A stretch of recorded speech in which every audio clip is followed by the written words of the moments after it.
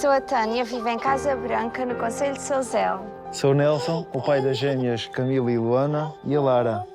Eu sou a Lara e tenho 5 anos. Os diagnósticos estão feitos e sabemos há muito que o futuro está repleto de desafios. Certo é que seremos cada vez menos e mais idosos. Aqui em Sousel costuma dizer-se que enquanto se come, não se envelhece, mas não é bem assim.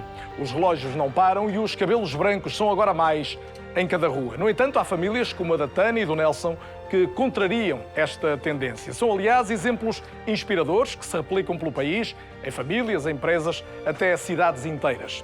A economia do Portugal futuro está em curso e as soluções são tão desafiantes como a nossa realidade demográfica.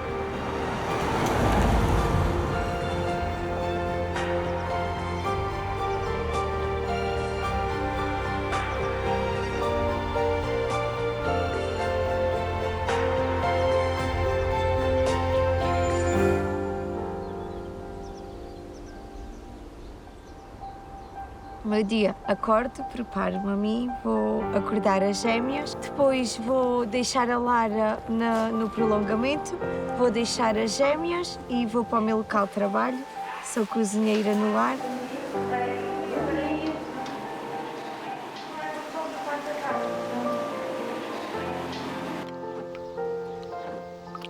O pai Nelson levanta-se por volta das 4 da manhã. Eu faço pinturas, sou pedreiro, fazemos tudo um pouco. Quando chego a casa, tenho 1 ou 2 para repousar um bocadinho, como está muito calor, e eu depois vou com a Tânia pescá-las à creche e às férias de verão, e aí começamos a nossa rotina. Banhos, a Tânia faz a parte da alimentação, que eu nessa parte não, não sou grande coisa, sou bom, mas é para comer, de resto... A Lara queria uma mana a uma mana, então nós decidimos dar supostamente uma mana à Lara e vieram 2 manas. E aí foi um choque. Foi. Aí não foi uma programação programada. Foi um choque bastante grande. Dá muito trabalho, mas tudo se resolve. E a Lara ficou super contente. O processo de envelhecimento instalado na sociedade portuguesa pode ser mitigado, mas não será resolvido. E, portanto, mesmo que nós encarássemos como possível um aumento significativo e imediato do número de nascimentos, o que não é de todo uma possibilidade, seria sempre inevitável que se mantivessem estes padrões. Portanto, estamos aqui a jogar com uma realidade onde, efetivamente, nós temos que aprender a viver de uma maneira diferente.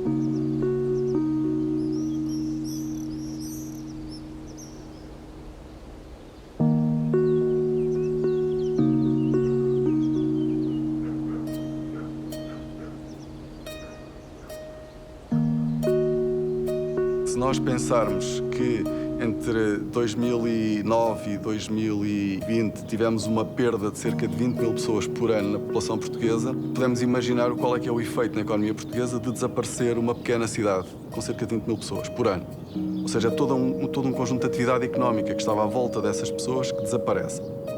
Há menos produção, há menos rendimento e isso por si só tem um efeito de contração na economia.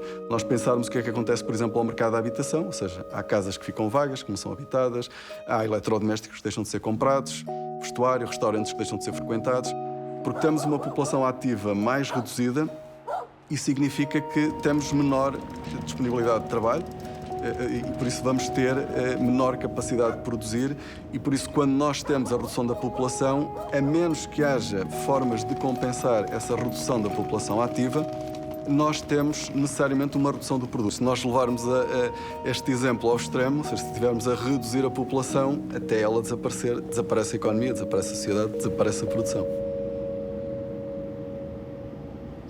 Nós tivemos a Lara primeiro e depois é que houve mais incentivo a esse apoio.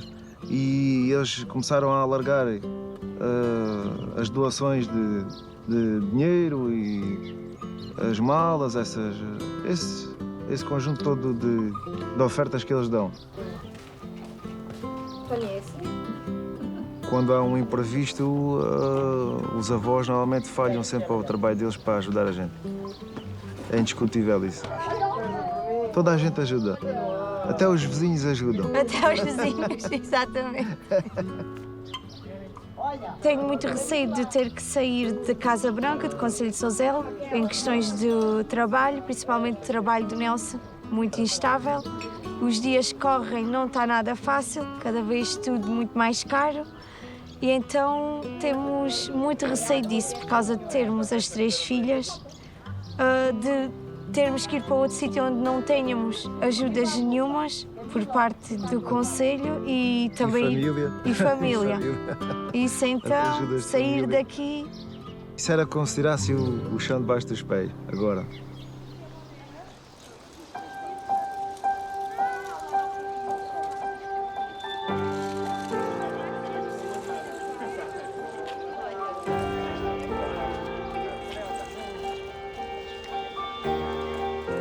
Vamos ser cada vez menos e isso terá impacto direto na riqueza que seremos capazes de produzir. Vamos ser menos e também diferentes, com diferentes necessidades, hábitos e até rostos.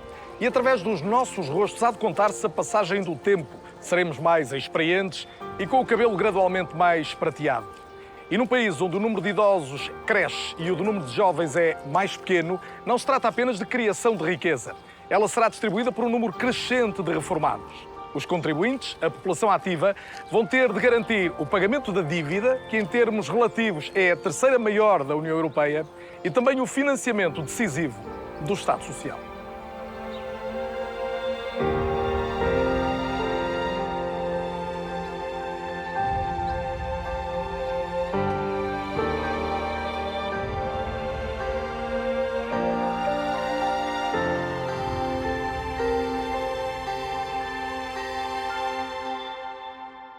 Devemos afastar as hipóteses de cenários catastrofistas, não é?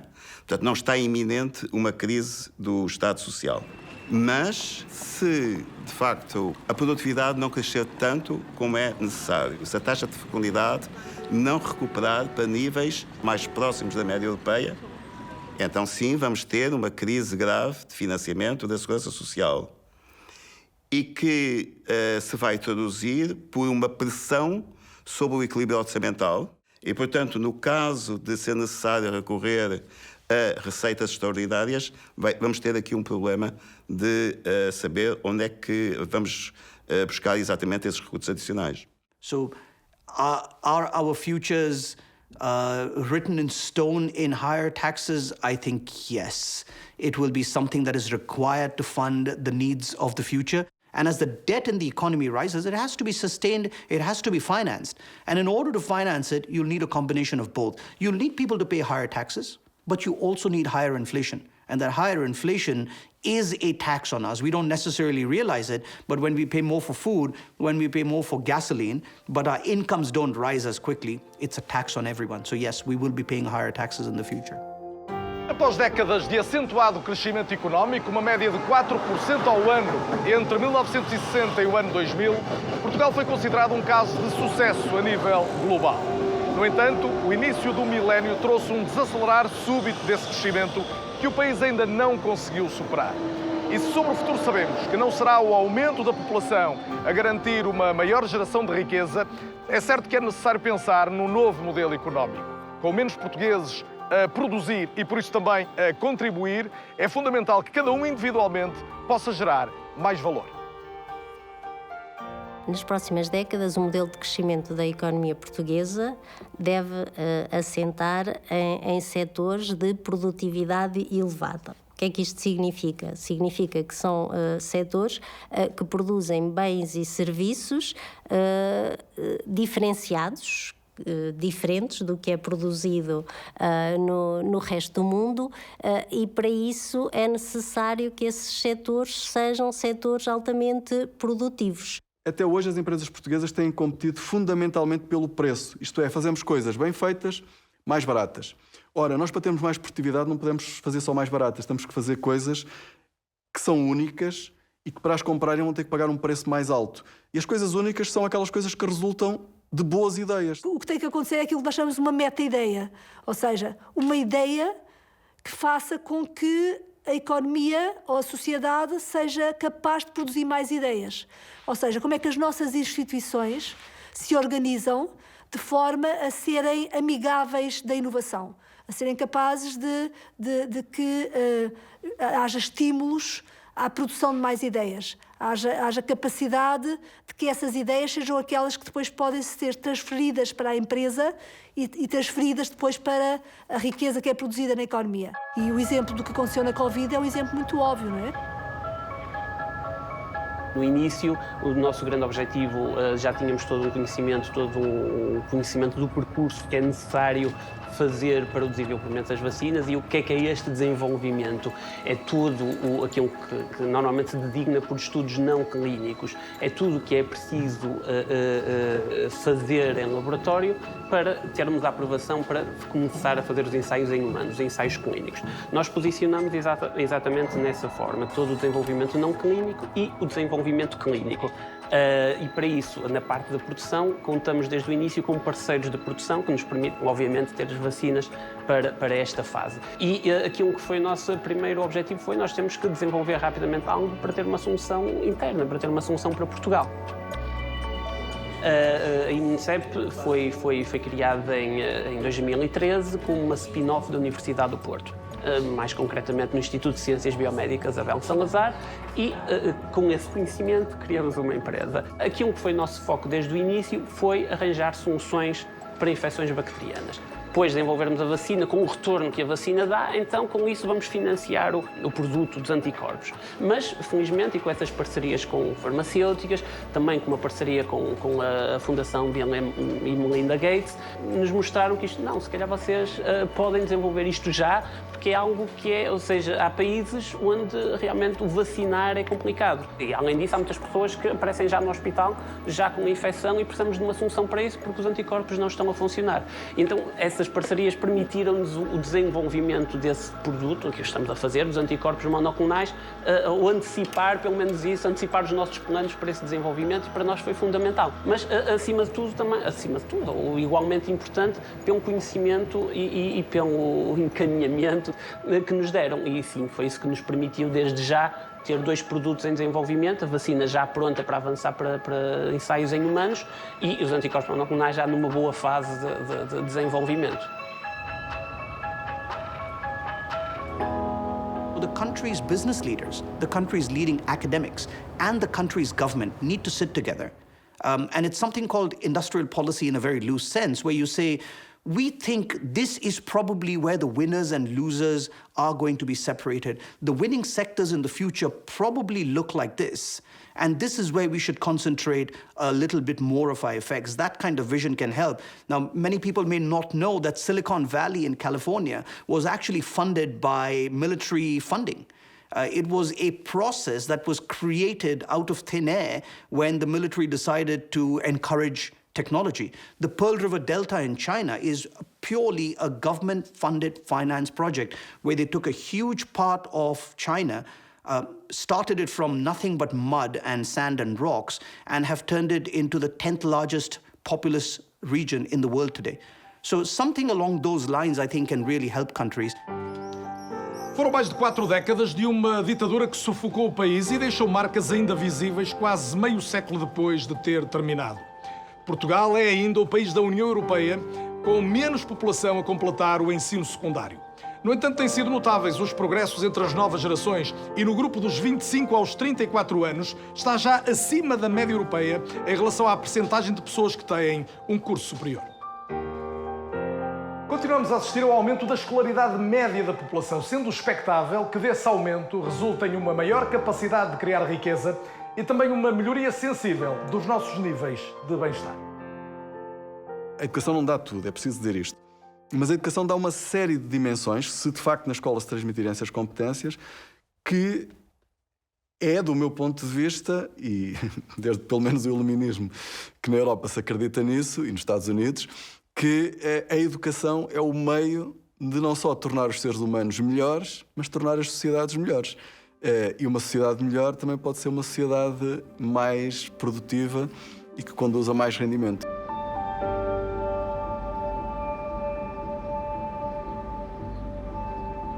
Uma população mais qualificada é não só, em média, mais eficiente ou gasta menos recursos a produzir o que quer que seja, na maior parte das atividades, não é? Como, além disso, é capaz de utilizar tecnologias mais avançadas, que novamente ajudam a que se gastem menos recursos para produzir um determinado produto, e, além disso, conseguem conceber produtos de maior valor.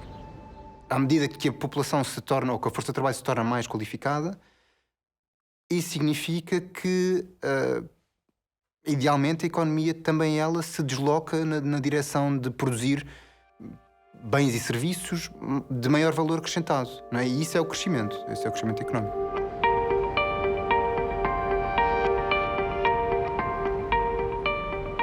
Braga foi a cidade que, em termos absolutos, mais cresceu em população no nosso país ao longo da última década, de acordo com estes últimos censos que foram revelados. Foi cerca de 6,5%, mais 12 mil pessoas, num contexto de contraciclo, com aquilo que é a realidade do norte do país, de outras grandes cidades, do país no seu todo, e, ao mesmo tempo, com um crescimento económico que se marcou durante estes últimos anos pela atração de muitas empresas, pela criação de milhares de postos de trabalho, pela fixação de uma população migrante qualificada também muito significativa, particularmente brasileira, mas também de várias outras origens, e, em paralelo com isso, a atração de empresas e a fixação de empresas e o crescimento de empresas que já cá estavam instaladas de praticamente todos os setores de atividade.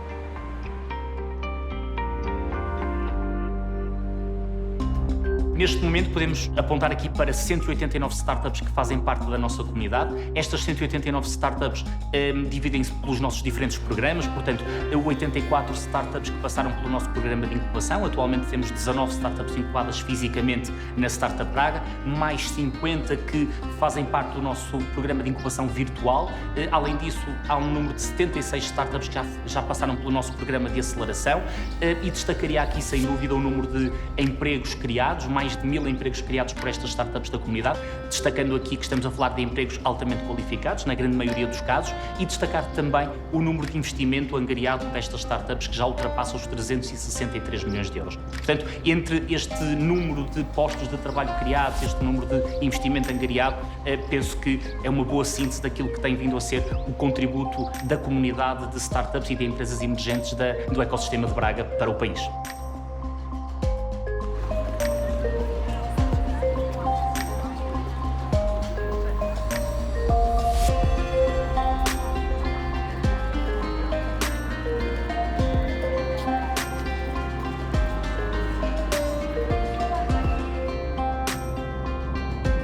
Se é verdade que nós temos um país muito melhor do que tínhamos há 50 anos, pelo facto de as pessoas terem tido acesso à educação, é preciso salientar que, apesar deste enorme aumento da escolaridade nas últimas décadas, ele não produziu efeitos nas 2 últimas décadas em termos de produtividade e de crescimento de forma visível. O que quer dizer que nós temos portugueses mais educados, ou seja, temos mais diplomados, mas nem por isso conseguimos ter uma taxa de produtividade, isto é, uma capacidade de produção por trabalhador, muito mais elevada do que tínhamos há 20 anos. Isto deve-nos fazer pensar.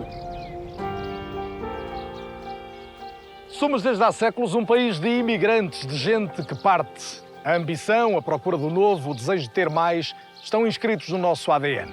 Só entre 2010 e 2021, o país perdeu cerca de 445 mil residentes permanentes. É sensivelmente o número de habitantes da cidade de Lisboa. Com eles levam projetos e ambições, mas também capacidade de pensar, de projetar, de construir futuro. Perder talento pela via migratória é viver abaixo das nossas possibilidades, porque, no fundo, é uma exportação líquida de riqueza nacional. A nossa maior riqueza é o talento humano, são as pessoas que nós conseguimos formar, é o investimento em educação que nós fazemos nas pessoas. É muito importante criar condições para que as pessoas fiquem. Isso não significa necessariamente criar condições para que as pessoas fiquem a vida toda. Nós hoje, olhando para os perfis migratórios, percebemos que há uma grande circulação de talento, circulação de cérebros. E essa circulação de cérebros tem efeitos positivos, porque as pessoas podem ganhar formação noutros países, podem ganhar experiência profissional noutros países. O que não pode acontecer é a circunstância de as pessoas dizerem que nunca regressarão a Portugal porque não têm cá condições laborais ou económicas para poder regressar. Olá, eu sou a Adriana, tenho 31 anos, sou enfermeira há 8 anos Terminei o curso em 2013, quando emigrei para a Inglaterra, onde vivi durante 7 anos. Regressei a Portugal em outubro de 2020. Estou cá a trabalhar em Santarém e neste momento estou muito feliz. Estou grávida da minha primeira filha, estamos a construir a nossa família e estamos muito felizes. No tempo final do curso, logicamente, eu tinha muitos colegas que tinham a tendência a emigrar pelas condições que na altura haviam cá em Portugal e a progressão de carreira praticamente inexistente, etc. E realmente era uma coisa que, que eu escutava as experiências deles depois no estrangeiro e que me revia. Era um risco que valia a pena correr. E daí, tirei-me de cabeça, fui para Londres, mas que foi o melhor. Foi ótimo. E consegui aquilo que eu queria, que era aquele bocadinho. Existe sempre muito para aprender, logicamente, mas aquele bocadinho que eu não sabia nada, passei a saber. Portanto, a nível profissional, sentia-me super realizada com alguma rapidez. Depois, o processo de voltar, a nível de benefícios, acabei por usufruir do programa Regressar. Existe sim uma parte burocrática que se tem que fazer e alguns papéis e requisitos que temos de tratar enquanto ainda estamos no país onde emigramos, antes de regressar a Portugal. Portanto, eu tive o cuidado de fazer isso tudo direitinho para depois poder usufruir quando regressasse, e assim foi. E efetivamente é uma excelente ajuda. Depois, quando voltei, já tinha tido o cuidado de enviar o currículo com alguma antecedência, acabou por ser uma coisa muito rápida. Eu fiquei cerca de um mês sem trabalhar, acho que nem chegou bem a um mês, mas é assim uma coisa muito rápida, o que foi ótimo. Eu confio na decisão que eu tomei, porque na altura foi o que fez mais sentido para mim. As portas continuam abertas, se eu me quiser ir embora novamente, posso ir, não estou aqui presa a nada. Mas para mim, neste momento, acabo por estar um bocadinho mais virada para a minha vida pessoal do que para a profissional, no sentido de querer progredir e querer experiência, etc. Claro que quero, mas neste momento estou muito virada para a minha parte da vida pessoal e estou super satisfeita de ter voltado. Não podia estar mais satisfeita, não me imagino mais feliz neste momento.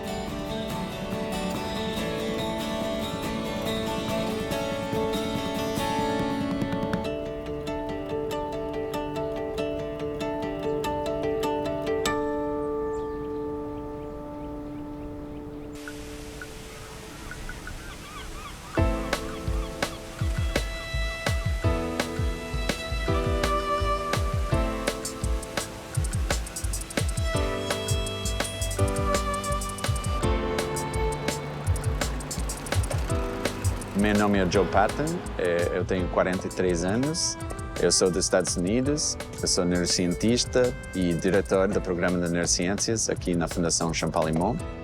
Eu cheguei em Portugal em 2008 para ajudar na construção de um departamento de neurociência. Eu encontrei minha esposa aqui em Portugal, nós decidimos construir nossa vida familiar aqui em Portugal. Agora temos 2 filhos que nasceram cá, sentem em português, e estamos a criar raízes mesmo aqui no país.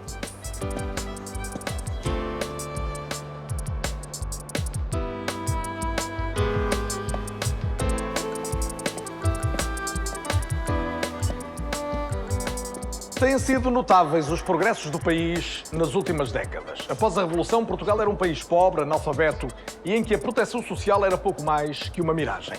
Quase tudo mudou, entretanto. Por exemplo, o número de filhos dos portugueses. Em 1975 era em média de 2,8 por cada mulher. Em 2021 passou a ser 1,3 apenas. E os inquéritos demonstram que a maioria dos portugueses tem menos filhos do que gostaria de ter. Claro que inverter esta situação passa por políticas transversais e só vai produzir efeito a longo prazo. Por isso, no imediato, construir o futuro também passa por atrair imigrantes qualificados. Imaginar um futuro sem migrações, de algum modo, será um futuro impossível, eu diria. Ainda assim, se não existissem, ou num exercício teórico em que não deixassem de existir migrantes e parasse de entrar população de fora e a sociedade portuguesa fosse fechada, nós teríamos aqui uma situação extremamente complexa, uma situação em que, de acordo também com algumas previsões e algumas projeções realizadas, nós poderíamos chegar a ter até 2050, portanto, no horizonte das próximas décadas, nós poderíamos ter ou chegar aos 7,3 milhões de habitantes, ou seja, um valor idêntico àquilo que teremos ou que teríamos no final do século XIX.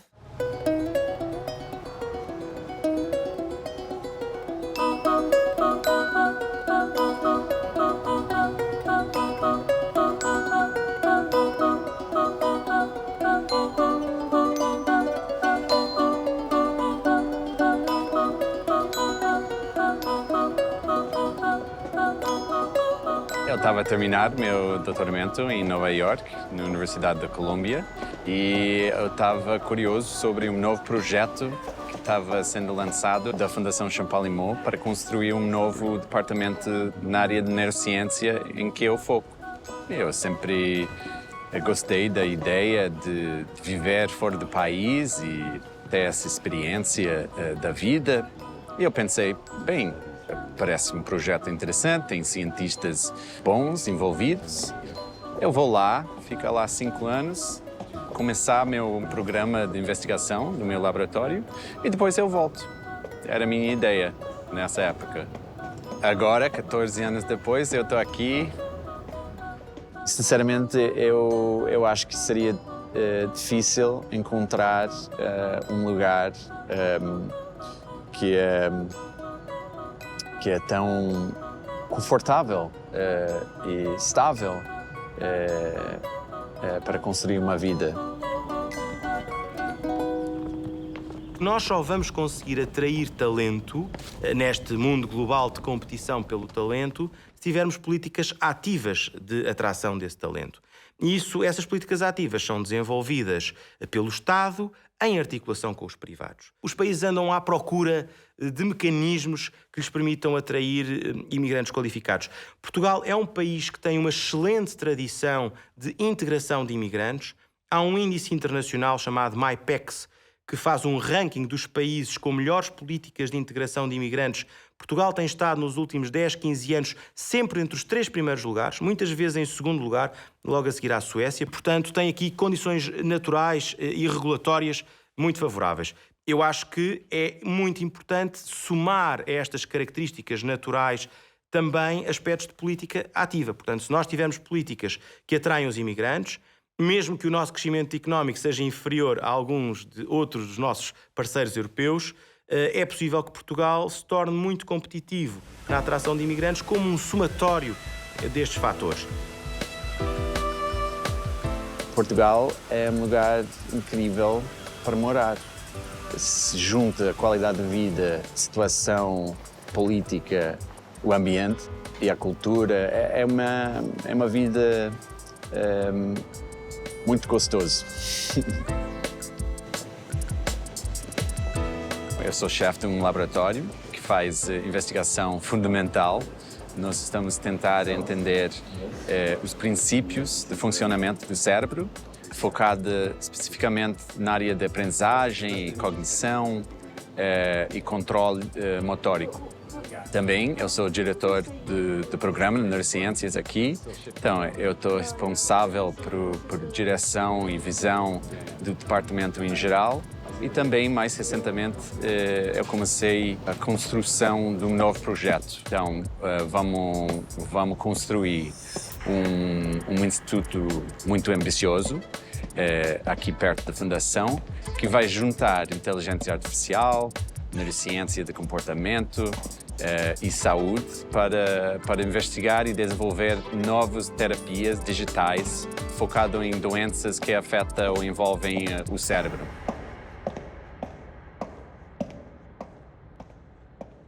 I mean, the importance of technology for economic growth historically is that really economic growth has been entirely reliant upon it for hundreds of thousands of years. You know, the global economy stagnated. Most people lived in subsistence. Most people lived on or around the poverty line. And then just a few hundred years ago, all of a sudden, economic growth takes off. And what's driving that is technological progress. And it's worth saying that, this progress, that 300 years or so of progress which we're currently enjoying, it really is, in the grand scheme of things, a historical blink of the eye. It's an incredibly recent phenomenon. A automação é inevitável. As empresas que rejeitem a automação desaparecem, não é? Porque basta que haja uma que adota processos produtivos muito mais eficientes que ela ganha o mercado. Não é? E, portanto, as outras ou apanham o barco ou desaparecem e entram outras empresas mais tecnológicas. Portanto, aí não há a mesma alternativa. Temos mesmo que seguir por aí. Não vale a pena estarmos a proteger da automação. Temos que abraçar, não é? E preparar-nos para o impacto.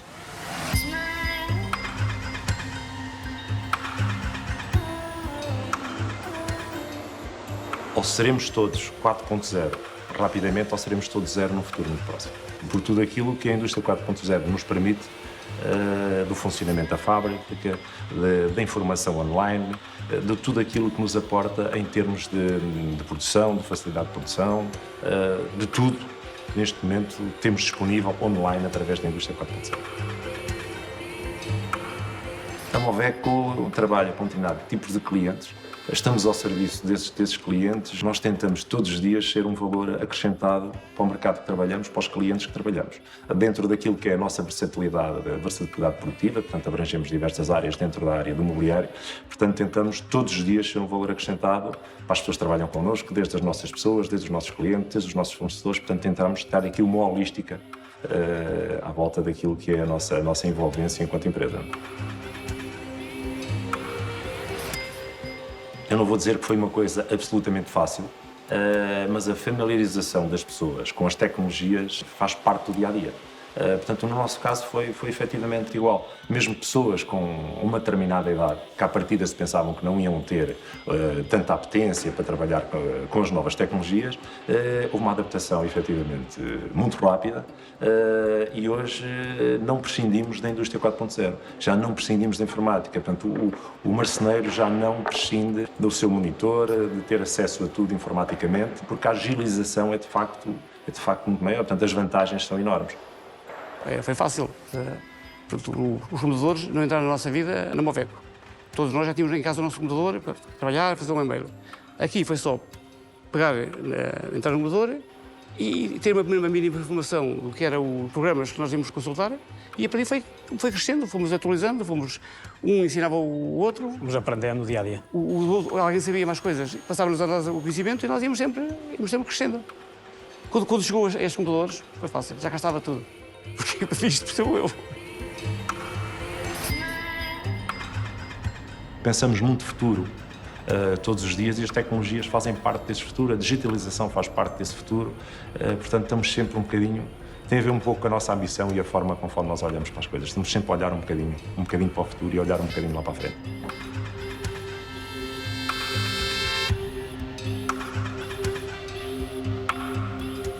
Não acredito que a automação leve a uma queda do número de empregos em termos líquidos, porque se é verdade que alguns empregos vão desaparecer, nomeadamente os empregos de natureza mais repetitiva e manuais, por outro lado, a automação vai gerar novas necessidades e novos empregos.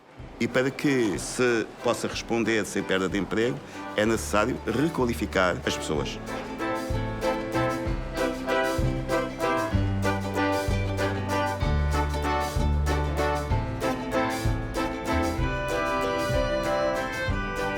Sou o Pedro, tenho 51 anos, 3 filhos, licenciado em Economia e sou CEO de uma empresa na área das novas tecnologias. Sou a Teresa, tenho 48 anos e sou licenciada em Serviço Social e sou gestora de operações de uma empresa de tecnologia. Nasci em Vila Real Santo António. Foi aqui que forjei o meu espírito, olhar para o mar, olhar para a praia, descobri que é a liberdade, que é a vontade de criar, fazer. E foi aqui que ganhei as minhas ideias para o futuro. O nosso objetivo era estarmos juntos. Éramos uma boa equipa, funcionávamos, tínhamos química. Não fazia sentido agora eu ir procurar trabalho noutro sítio. Decidimos casar. depois lançámos a nossa própria empresa, a Take the Wind, como síntese também toda uma experiência que tínhamos, já a trabalhar juntos nessa altura, e agarrámos, com 7 pessoas, formámos a Take the Wind em 2008. Quando acabei o curso fiquei ainda um tempo em casa sem trabalhar para eles crescerem um pouco. Eu tive os filhos muito próximos e eram pequeninos ainda, e depois estive no serviço social, ainda quase 3 anos, que era a área de formação, mas depois o desafio do Pedro ter uma empresa, de estar sozinho, a questão de podermos também gerir melhor o tempo entre família e trabalho, uma vez também não tínhamos rede de apoio em casa, familiar, na terra não tínhamos, estávamos sozinhos em Coimbra, deixei o serviço social e juntei-me à Foi uma grande empresa. contratação. Precisava mesmo de reforçar a equipa. Foi a contratação certa. Nós definimos inicialmente o foco para Take the Wind na saúde, juntando uma vertente educativa e, de facto, que entrássemos logo no mercado global. Não queríamos ficar reféns do mercado português, que é um mercado pequeno em si, excelente para criar, mas não é um mercado atrativo em termos de dimensão nem de escalabilidade. Entramos no mercado dos Estados Unidos logo de imediato, em 2011, e chegámos ao nosso produto, que é hoje, e depois transformámos numa empresa de serviços para uma empresa de produto. E lançámos o Body Interact em 2013.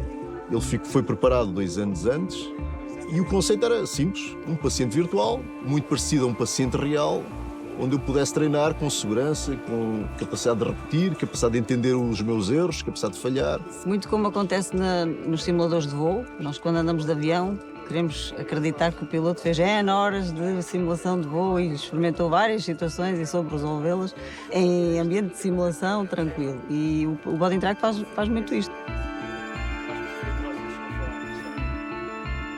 E olhamos agora para o futuro. E o futuro, de facto, fazendo uma análise simples da demografia, iremos todos ficar um pouco mais velhos, tal como já estamos agora, precisar de mais cuidados, mas iremos ter cada vez mais pessoas que irão tratar de nós. Não serão médicos nem enfermeiros, seremos tratados por pessoas que serão cuidadores, formais ou informais, mas que na mesma têm que ser formados. E hoje temos comunidades de prática no Japão, na América Latina, nos Estados Unidos, em Portugal.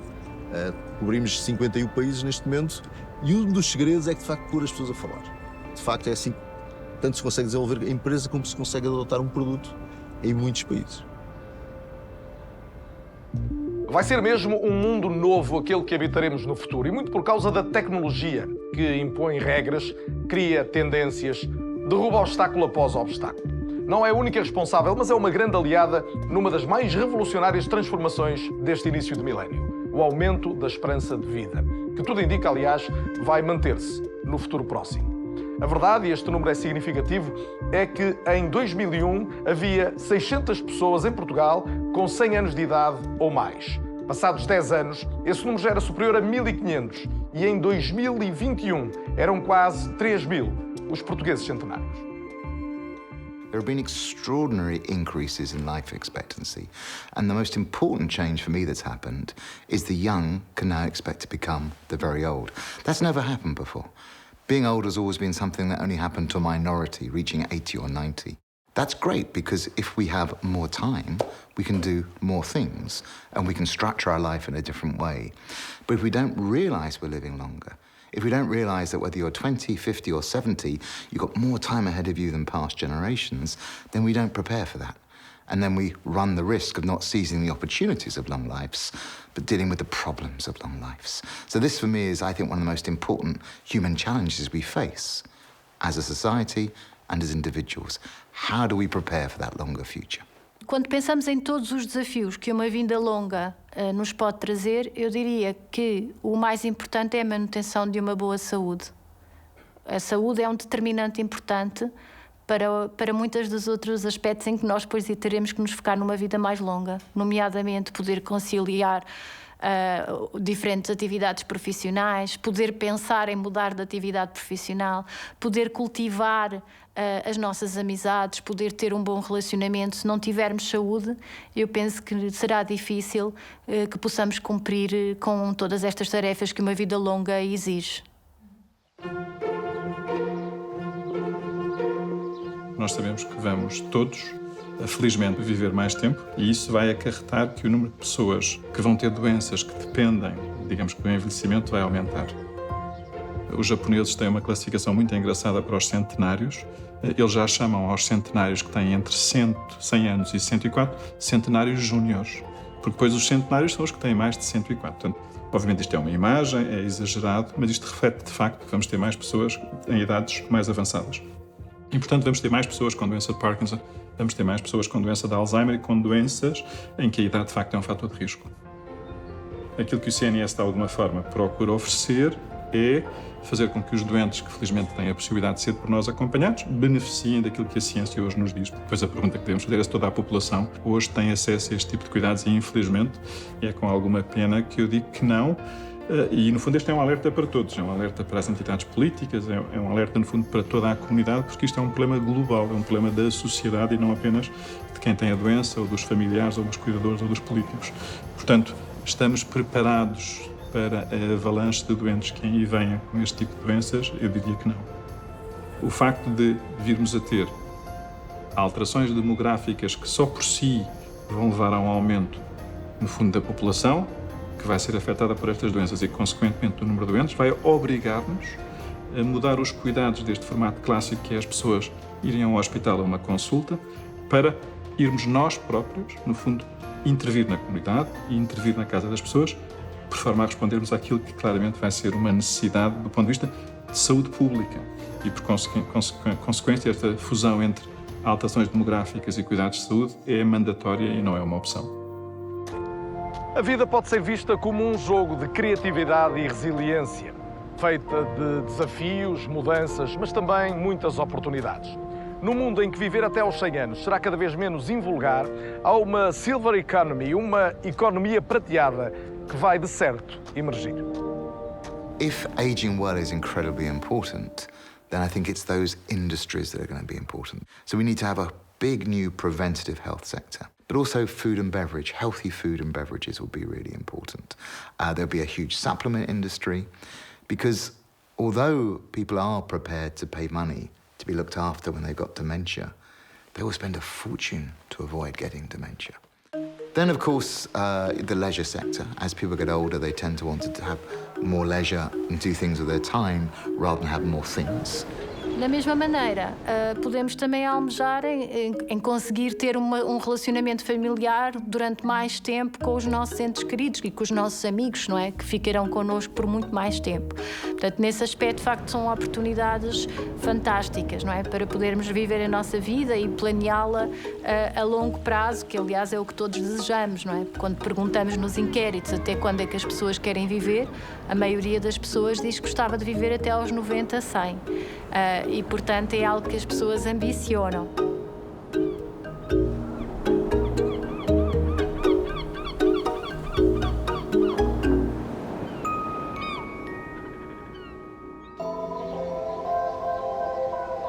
A empresa arrancou em 85, 86, com a produção de canadianas. Muito pouco tempo depois, dado o sucesso que essas canadianas tiveram no mercado, porque tinham uma muito boa relação preço-qualidade, eram já feitas em alumínio, portanto já com uma preocupação com a inovação nessa altura, e o mercado começou-nos a solicitar outros produtos.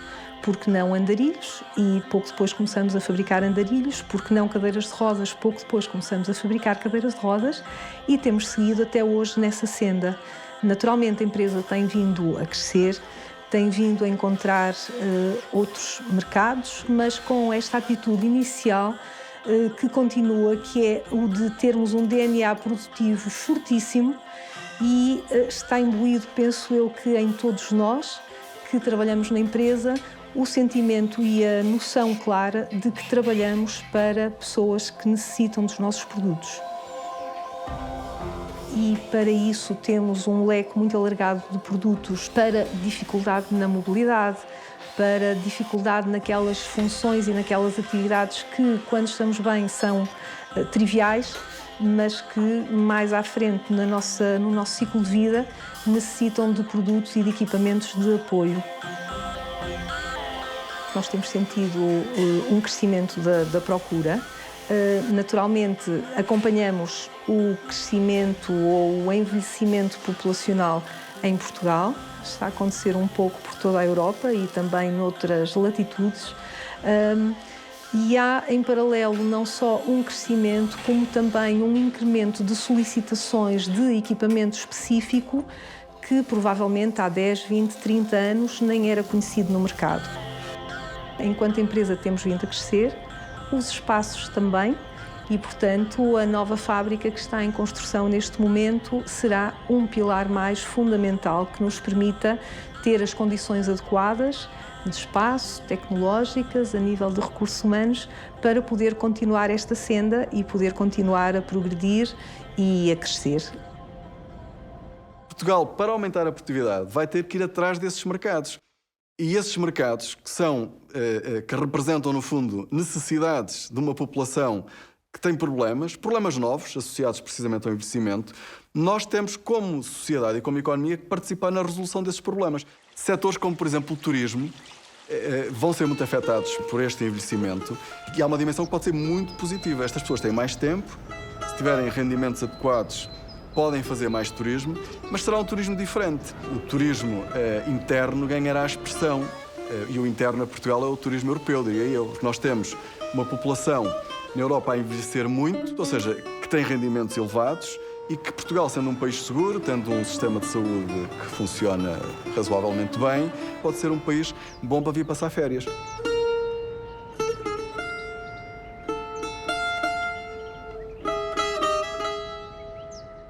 Do we have reasons to be optimistic about the future, about the world, about Portugal? Of course. The answer is yes.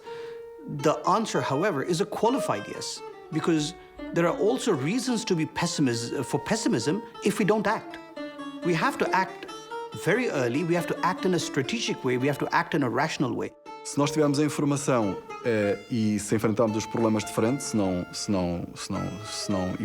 escamotearmos os problemas, nós vamos encontrar soluções para eles. Isso é essa a nossa obrigação, seja dos decisores políticos, seja das pessoas que estão nas universidades, seja das pessoas que estão nas empresas, seja nas famílias, na sua gestão diária. É percebendo o problema, qual é o comportamento mais adequado para proteger a família, para proteger a empresa, para proteger a nossa sociedade. É assim que devemos pensar.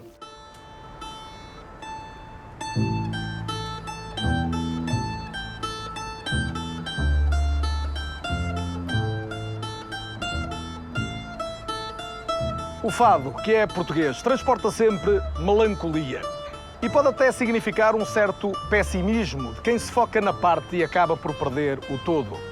O caso, por exemplo, das tecnologias, que representam um perigo, mas abrem também um campo infinito de possibilidades.